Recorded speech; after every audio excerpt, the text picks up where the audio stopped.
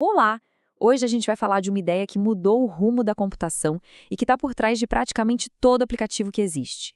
Nós vamos embarcar numa jornada para entender como saímos de fios e cabos físicos para chegar no jeito como o software moderno é pensado e construído.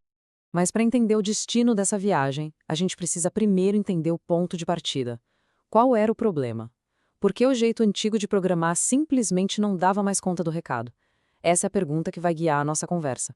Então vamos começar lá no início mesmo, numa época em que software e hardware eram na prática a mesmíssima coisa. Imagina só, nos primeiros dias, com máquinas como o ENIAC, programar era um trabalho físico, braçal mesmo. Era sobre conectar cabos, girar interruptores. Para mudar uma única instrução podia levar horas. E os famosos cartões perfurados? Se errasse um furinho, um único que fosse, já era, podia jogar todo o trabalho fora.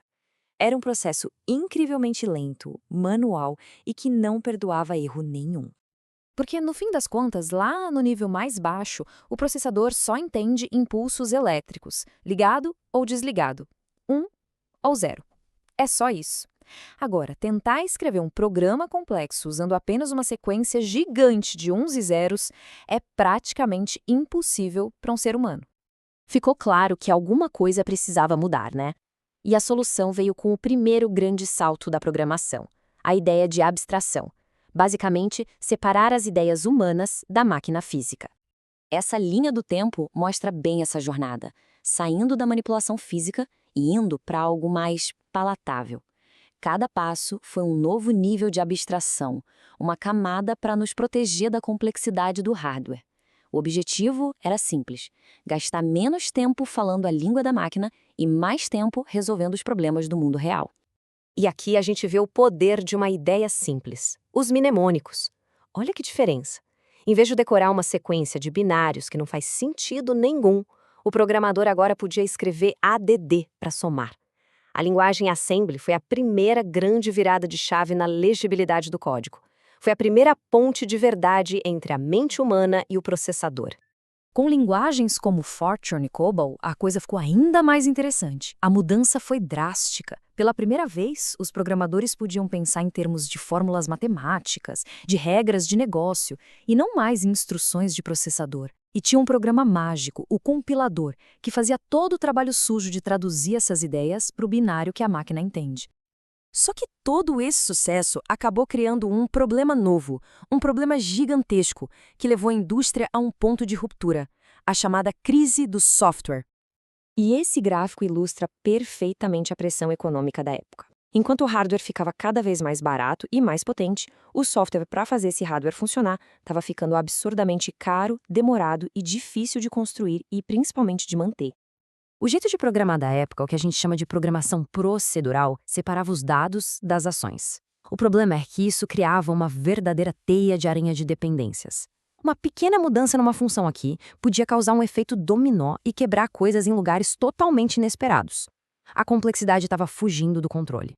Então, a gente chegou num ponto em que uma ferramenta um pouco melhor não ia resolver. O que era preciso era uma forma completamente nova de pensar em como construir software, uma nova filosofia. E a mudança de foco foi essa, foi fundamental. Em vez de ter uma função externa que age sobre um monte de dados passivos, a nova ideia era criar objetos ativos que fazem as suas próprias coisas. A pergunta deixou de ser como eu calculo a área de um retângulo e passou a ser: ei, retângulo, qual é a sua área? A responsabilidade muda de lugar. E aqui está o conceito central de tudo. Um objeto junta, num lugar só, o que uma coisa é, seus dados ou atributos, com o que essa coisa pode fazer, seu comportamento ou métodos. Pensa no objeto carro. Ele sabe sua cor e sua velocidade, e ele pode fazer coisas como acelerar e frear, tudo junto num pacote só. E essa nova forma de pensar trouxe uma solução poderosa para o problema da complexidade, através de um conceito-chave chamado encapsulamento. Essa progressão lógica aqui é muito clara. No começo, os dados eram como um livro aberto. Qualquer parte do programa podia chegar lá e alterar. Depois, as ações começaram a ficar mais perto dos dados, agrupadas. E o passo final foi criar essa cápsula, a classe, que torna os dados privados, protegendo eles de modificações acidentais vindas de fora. E essa analogia da caixa preta é perfeita, né? Ela captura exatamente o poder do encapsulamento. A ideia é esconder a complexidade, a bagunça interna. A gente não precisa saber como cada engrenagem de um relógio funciona para conseguir ver as horas. É a mesma coisa. Isso evita aqueles efeitos colaterais indesejados e torna o sistema todo muito mais robusto. Então, a grande lição aqui é essa. Ao proteger os dados dentro de um objeto, a gente cria tijolos de software que são muito mais confiáveis, independentes e fáceis de reutilizar. Cada objeto cuida do seu próprio quintal, do seu próprio estado interno, e isso reduz drasticamente a complexidade do sistema como um todo. A programação orientada a objetos nos deu um jeito de modelar o mundo real dentro do computador. A pergunta que fica agora é: qual será o próximo grande salto de abstração?